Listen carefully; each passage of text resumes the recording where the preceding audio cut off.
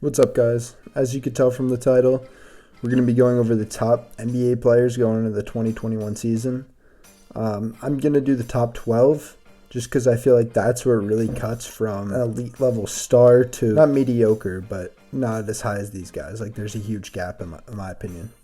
If you guys want to see something like that, I can definitely do that. Just comment down below and I'll try to get to it. But let's start.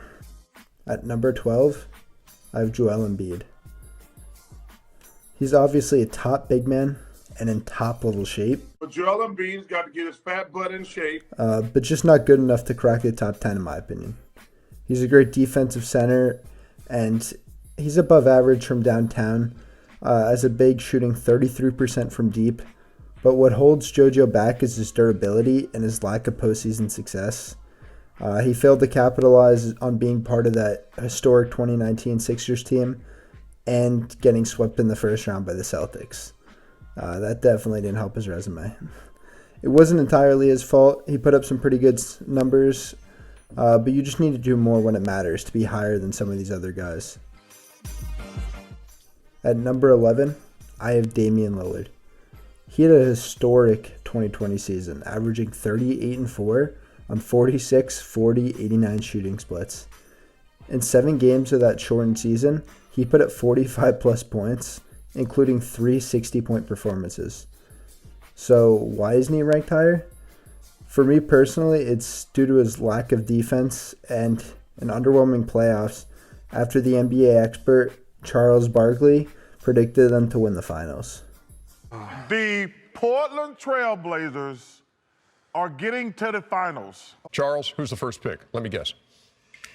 Allen Iverson. I'm a dumbass. At number 10, I have Jimmy Buckets.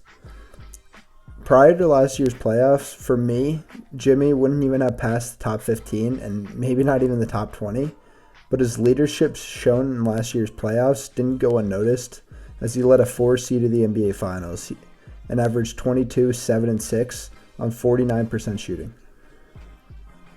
His help didn't go unnoticed either, though, as this run boosted the resume of Bam, Hero, and some of the other guys on that roster. A hero is more than a sandwich. Tyler, getting it done.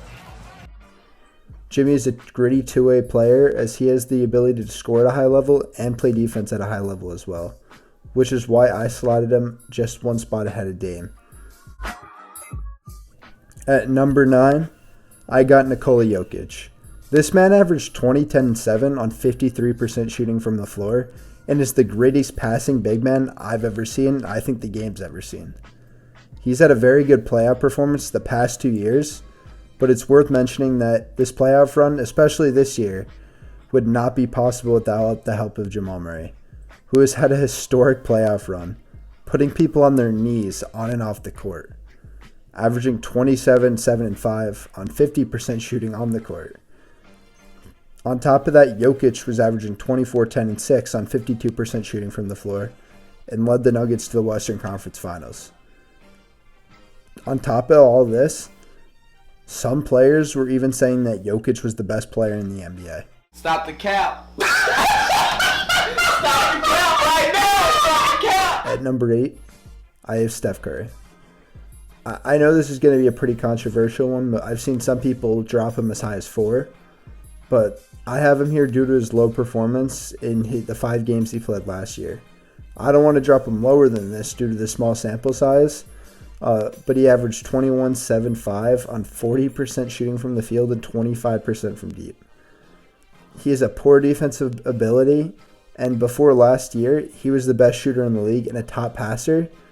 So that's why I'm leaving him slack, even though he was outplayed by everyone ranked below him on this list.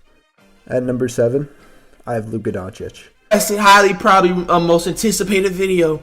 We got the biggest overhyped legend in NBA history. You guys ready? 5, 4, 3, 2, 1. Dun dun dun dun dun. Luka Doncic. To some hype beast, he's apparently number 1 in the NBA. To some hype beast, he's apparently better than Steph Curry playing in the NBA for 48 hours. Luka averaged 28, 9, and 9 on 46% shooting last season. He brought the Clippers to 7 games in a series that was thought to be poorly officiated and possibly rigged.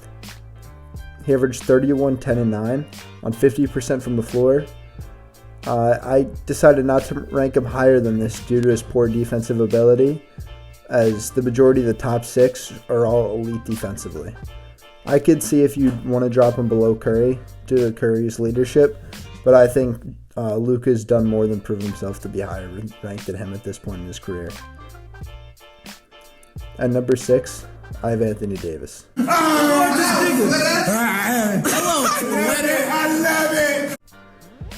I'm going to keep this one short because I feel like he's undoubtedly better than Luka, but just doesn't have what it takes to be ranked in the top 5.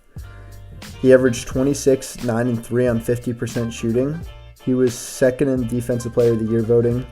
He was the second best player on the best team in the NBA, as he averaged 28, 10, and 4 in the playoffs on 57% shooting, and even made some noise for Finals MVP. Not only that, but he's shown and proved that he's the best two-way center in the NBA.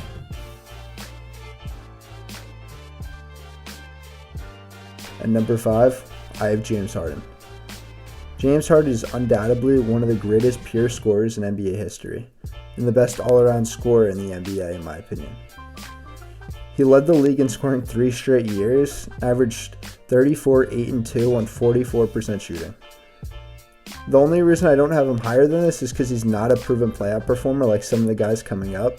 In the playoffs though, he lost the Lakers in 5, and in that playoff run, he averaged 38 and 7 on 48% shooting. On top of this, I feel like he's an extremely underrated defender, as most people still show him as the defender that he was 4 or 5 years ago in his career, and it's just not true. Stop the cap. Stop the cap right now. Stop the cap. No bullshit, bro. At number 4, I have Kawhi Leonard. To me, he's one of the greatest all-around defenders in NBA history, and in my opinion, the greatest. It's personal. He's able to guard all 5 positions at a high level. But on top of that, he won the Finals MVP just 2 seasons ago, coming off a 27-7-5 season. He's a top two-way player alongside KD and Giannis. People get confused and think he underperformed in the playoffs due to that blown 3-1 lead against Denver, but he still managed to average 28, 9, and 6 in the playoffs on 49% shooting from the field. This is obviously a pretty good stat line. It's just hard to rank him higher when you factor in his postseason success, which is the same thing for the guy that's just ranked in front of him. Number 3, Giannis Antetokounmpo. Obviously, the Greek Freak is coming off 2 back-to-back MVPs and almost back-to-back Defensive Player of the Years. He's a top 3 two-way player, as I said earlier, and arguably the most dominant forward in the paint that we've ever seen. What hurts his case to be the greatest is his postseason resume. Giannis is coming off a loss in 5 to the Miami Heat in the second round, and a semifinals exit the year before, losing 4 straight games to the Kawhi and company. At number 2, I have Kevin Durant. Obviously, KD missed a year, and I don't expect him to be ranked as high, but I just want to put him there just because that's where I feel like he would be if he was to maintain the same level that he did before the injury. Before that, he came off 2 back-to-back Finals MVP in the last 2 seasons he was healthy. He's the best 3-level scorer in the NBA. He's best shooting forward currently and all time, in my opinion. He's a top 3 two-way player, as I said before, coming off a 26, 6, and 6 regular season. In the playoffs, he shot 50, 40, 90 as the scoring leader, and even totaled 11 points on 100% shooting from 3 in only 12 minutes in his final game. To no one's surprise, at number 1, we have LeBron James. LeBron had an MVP caliber regular season, finishing second just behind Giannis, as he's the best player on the best team in the NBA. And this is more incredible to think just because he doesn't even go all out in the regular season and still managed to average 25, 10, and 8 on 49% shooting, and led the league in assists. To go even deeper though, in the playoffs, he torched the league once again, and getting the finals MVP, averaging 28, 11, 9 in the playoffs on 56% shooting from the floor. It's crazy to think that just a few years back, people were saying that LeBron fell off, and even Stan Van Gundy said that the Lakers should probably trade him to get more young guys. What a joke that was. I think they need to explore trading LeBron for getting as much as they can. What are you doing? Thank you guys for watching.